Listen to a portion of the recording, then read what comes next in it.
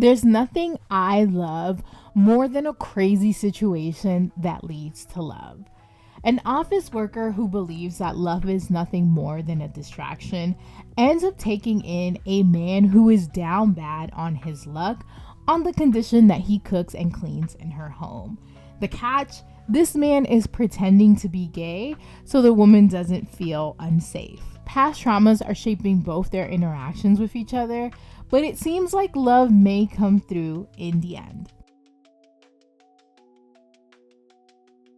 Welcome back to the Wonder of Anime YouTube channel. My name is Lisa, and in this video, I am going to be talking about a new manhwa that I just read that is available in print, and that is The Lady and Her Butler. A big thank you to 7 Seas Entertainment for sending me an arc so I can read it and tell you guys my thoughts about it.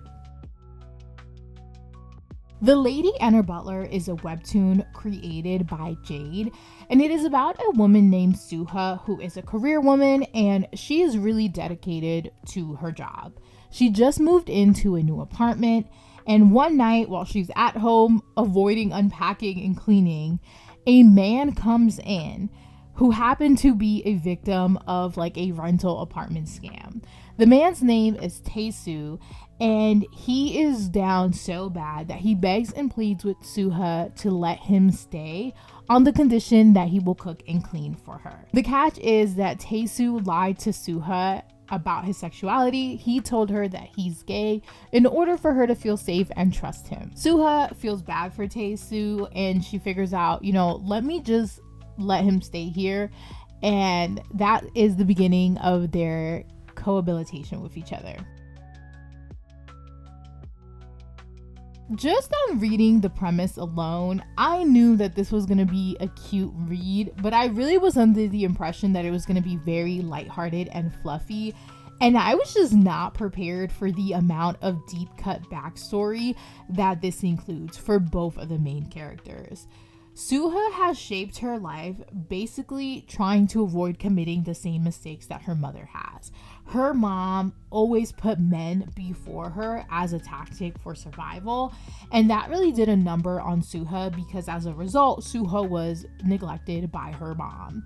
She instead shifts her focus to academics and then her career, and she is just focused on moving up the corporate ladder, swearing off relationships. This, for me, definitely hit home because I had witnessed growing up a lot of family systems that I didn't really agree with, and I swore that when I was older and that I would be in my relationships that I would move differently because I didn't want to repeat some of the same mistakes that people in my family had committed.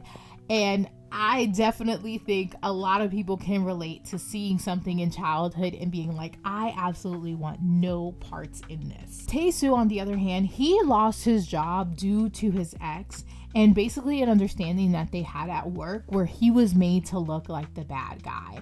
And at the time, him and his ex had moved in together, so this put a lot of strain on their relationship and they ended up breaking up.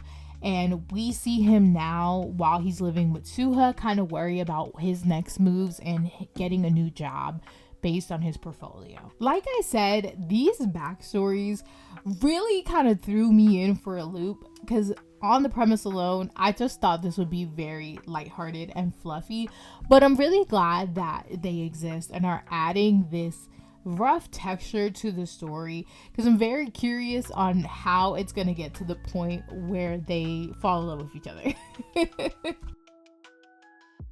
For me, in this initial volume, the standout moments definitely have to be Suha and how she's interacting with Taesu based on the assumption that he's gay.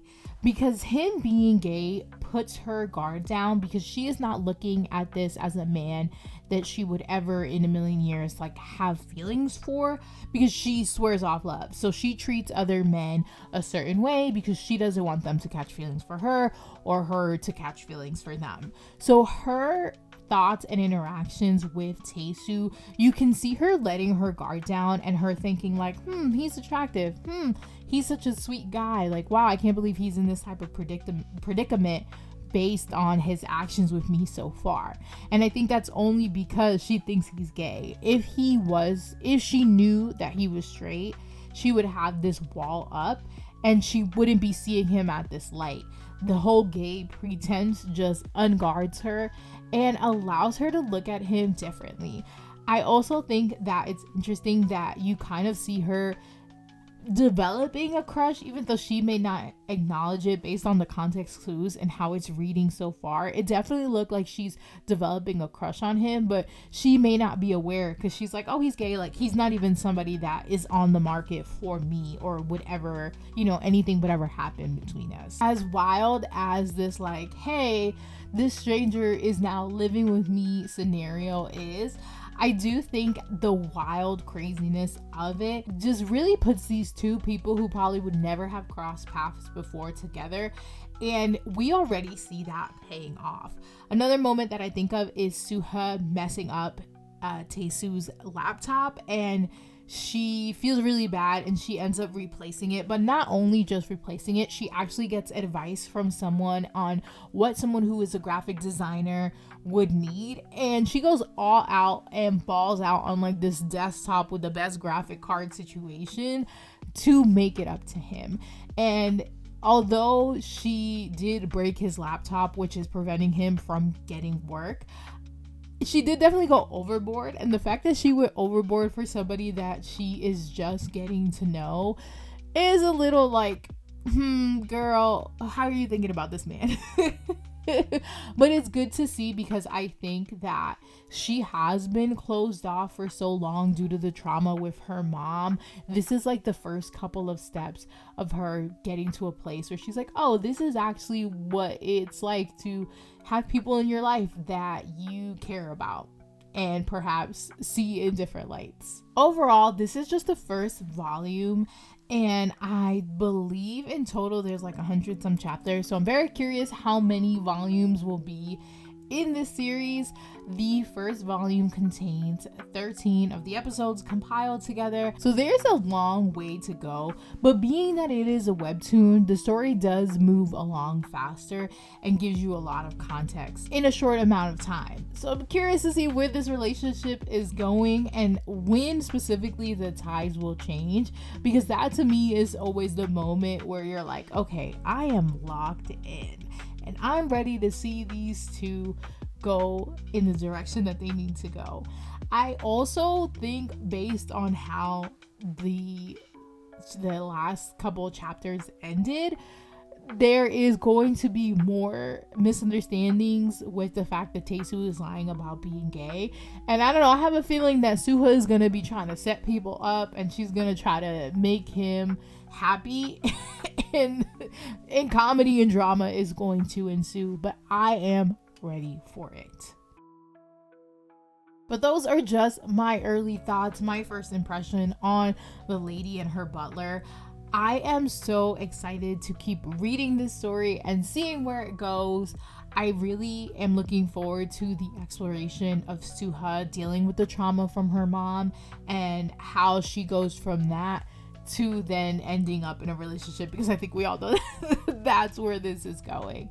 But thank you guys so much for checking out this video, and if there are any manhwas or mangas that you would love my thoughts, my first impressions, any recommendations that you think I would like, let me know in the comments below. But I am so excited to keep on reading this story, and I'll be back soon with another manga or manhwa or anime video. The possibilities are endless. But thank you guys so much for watching, and I will see you in the next video. Peace out.